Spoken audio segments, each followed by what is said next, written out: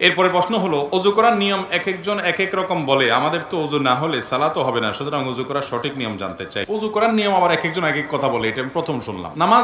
নামাজের মাসআলা নিয়ে অনেক মত পার্থক্য আছে, অনেক গন্ডগোল ঝামেলা আছে। অজু নিয়ে ঝামেলা আছে, আমি তো জানি না, প্রায় সবই এক। তারপরে তিনি জানতে চেয়েছেন, অজুর সুন্নাত তরিকা হলো আপনি প্রথম দুই হাতের কবজি পর্যন্ত ধোবেন, দুই হাতের কবজি পর্যন্ত 3 বার ধোবেন।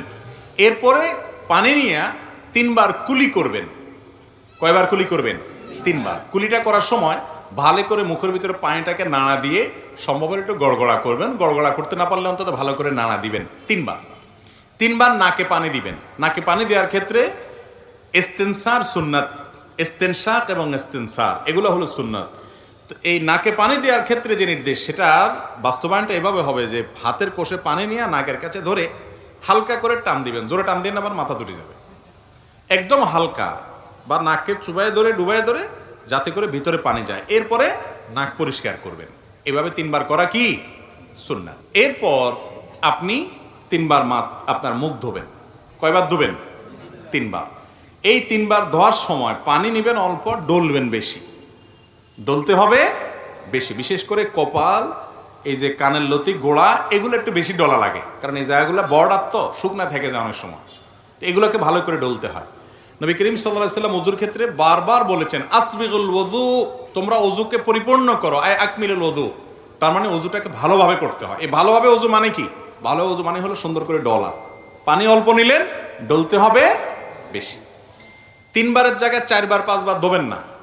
অনেক আছেন যে এই মুখ ধোয়ার ক্ষেত্রে দোয়া হইল কি হইল না, শুকনা থাকলো কিনা, এই ওয়াসওয়াসার কারণে সে একের পর এক পানি ধুইতেই থাকে, 5 বার 7 বারও ধোয়। এটা সুন্নতের খেলাফ।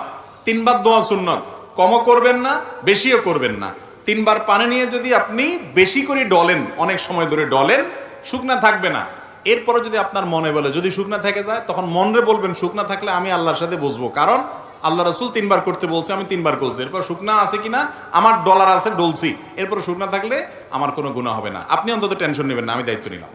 যদি আপনি ডলারটা সুন্দর মতো করেন আর 3 বার দোন, শুকনা যদি আছে এরকম মনে হয়, বুঝবেন এটা ইবলিসে আপনারা দিয়ে পানি অপচয় করাবে, নামাজের জামাত ছুটাবে, আপনাকে ক্ষতিগ্রস্ত করবে নেক্সট সুরতে। এরকম ওয়াসওয়াসা নামাজের মধ্যে যে শয়তান দেয়, ওইটার নাম হলো খিনজাব, হাদিসে আসছে।